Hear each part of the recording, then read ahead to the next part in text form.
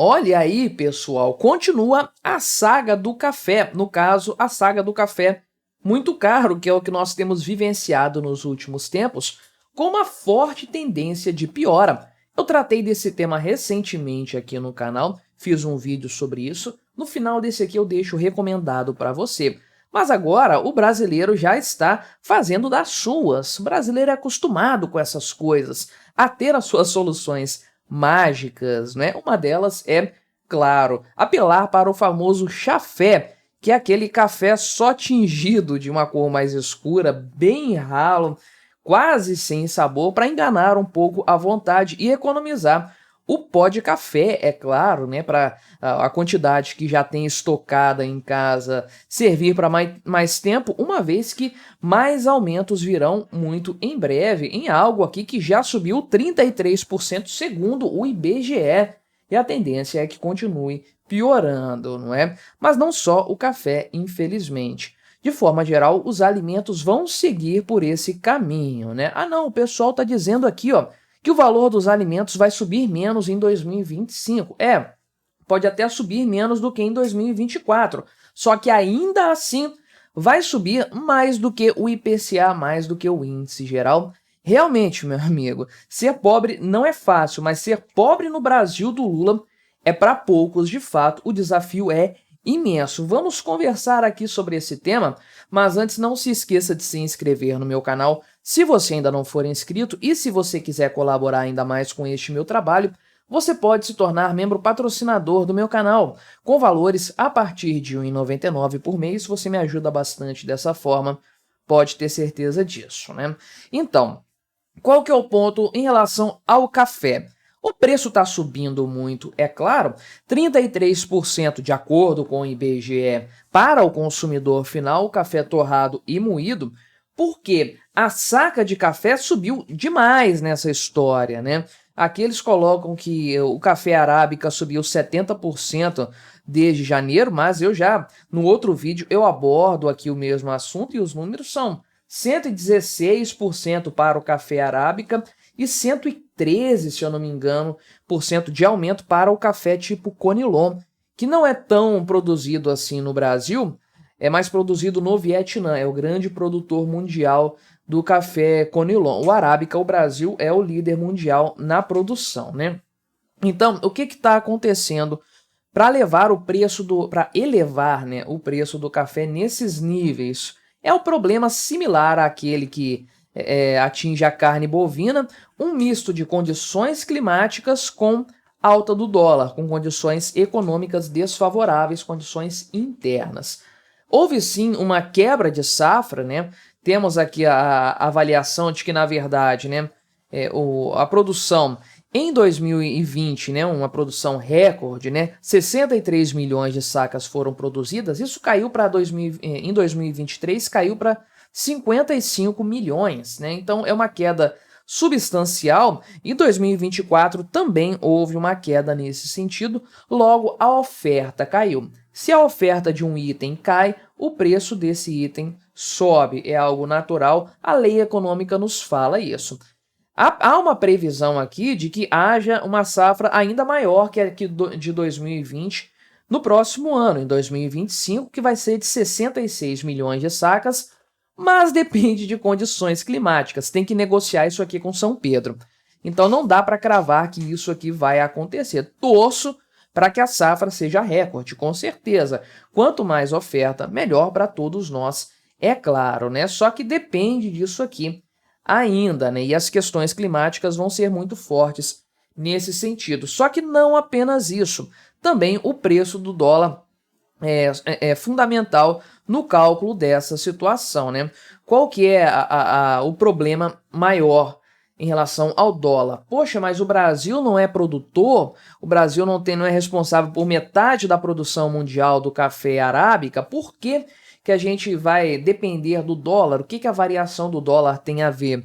Tem a ver que o Brasil exporta café. E se o dólar está muito valorizado frente ao real, tudo aqui no Brasil está mais barato para o gringo. Tá tudo no saldão, na Black Friday eterna do Lula. Então, o que o gringo faz? Compra mais café aqui do Brasil, né? Tem mais condições de comprar. E as exportações cresceram muito. No tal vídeo que eu citei aqui, tratando do tema do café, tem esse dado, né?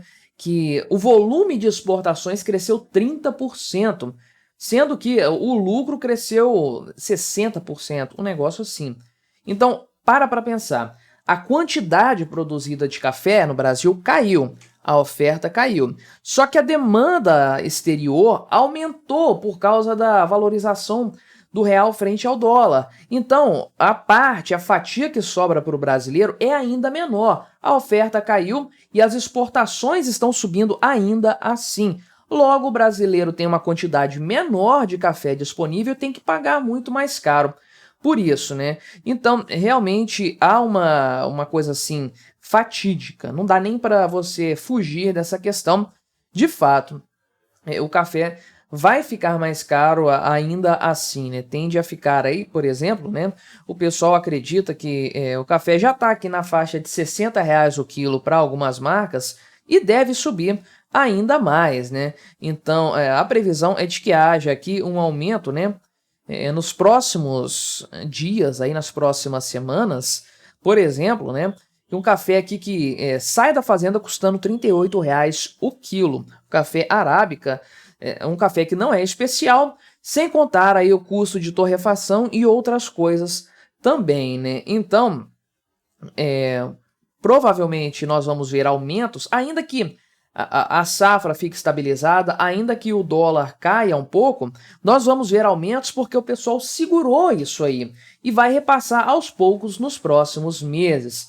Então, aqui a produtividade caiu 30%. Olha só que coisa, né? A produtividade caiu 30%, logo a oferta caiu algo semelhante a isso, né? Só que a exportação subiu, a oferta aqui no Brasil está pequenininha e o dólar se torna o grande vilão nessa história, né? Na verdade, o governo Lula que causou esse aumento. E a coisa vai para além do café, né? A notícia aqui é muito safada, né? Valor dos alimentos deve subir menos em 2025. Entenda, aí vem o abençoado do Entenda, né? Da Miriam Leitão, eternizado pela Miriam Leitão. Entenda por que isso é bom, né? Não, isso aqui é ruim, vai continuar subindo, só que 2024 subiu muito, né? É o quê? Temos que esperar que suba cada vez mais, que o céu seja o limite, né? Vai continuar subindo e vai ser um terror para o brasileiro de forma geral, porque vai ficar acima do IPCA geral, como era de se esperar, né? E olha que o pessoal está projetando 5% para o IPCA. Alimentos devem subir mais do que isso, portanto, né? Então, quanto que vai subir? Provavelmente aqui, né, o pessoal da Warren Investimentos acredita que os alimentos vão ficar 7,25% mais caros em 2025. Caramba, isso aqui é uma tragédia, meu amigo, uma tragédia total. Que é inferior a 8,6, que é provavelmente o valor, a mediana do aumento dos alimentos agora em 2024, mas é um valor alto pra caramba. E lembre-se, é percentual em cima de percentual. Sempre falo isso aqui no canal. Ou seja, é um aumento de 7,25 em cima dos 8,6 medidos em 2024, que também, né, por sinal, um valor muito acima da inflação do período. Olha que tragédia para o pobre brasileiro, né? Então, temos seguidamente aumentos constantes no preço dos alimentos desde a pandemia, né? É aquela história, a economia a gente vê depois, o depois chegou mais rápido do que a gente esperava, aumento de 18%, 8%, depois 13%, aí corrigiu um pouquinho em 2023, né, que, fala sério, não chega nem a fazer cócegas nisso, e agora continua a subir em 2024. Por causa da pandemia? Não, né, meu amigo? A pandemia ficou lá atrás, por causa, é claro, de questões climáticas e do dólar, mesmo padrão lá do café, mesmo padrão da carne bovina também, né? Então, é provável que haja, sim, uma recuperação da produção agrícola para 2025, né? Só que isso depende de fatores climáticos, os quais a gente não controla. E aí, é claro, isso vai afetar mais as famílias de baixa renda, por quê? porque elas comprometem uma fatia maior do seu orçamento com alimentação. O rico não gasta aí 20, 30% da renda dele com alimentação. O pobre gasta, talvez até mais do que isso, né? R$ 100 no supermercado hoje não dá para nada. Eu lembro que quando eu era criança, né, ia no supermercado com a minha mãe ou com meu pai, R$ 100 enchia o carrinho do supermercado. Hoje você enche uma sacola, se você escolher bem os itens, né? Se bobear, nem isso. Se for carne que você for comprar, você sai com 2 quilos de uma carne melhorzinha do supermercado. Então, o pobre compromete uma fatia muito grande do orçamento dele com alimentação. Isso impacta o pobre de tal forma que ele tem que recorrer a coisas como o chafé, que é justamente reduzir o consumo, diluindo menos pó para cada quantidade de água que ele consome, tacando açúcar para disfarçar o sabor e ver se consegue enganar o paladar dessa forma, porque realmente manter os seus hábitos alimentares no governo Lula tá cada vez mais difícil. Mas me diga aí, o que você achou dessa minha análise? Colabore com o nosso debate, se inscreva no meu canal se você ainda não for inscrito e até a próxima.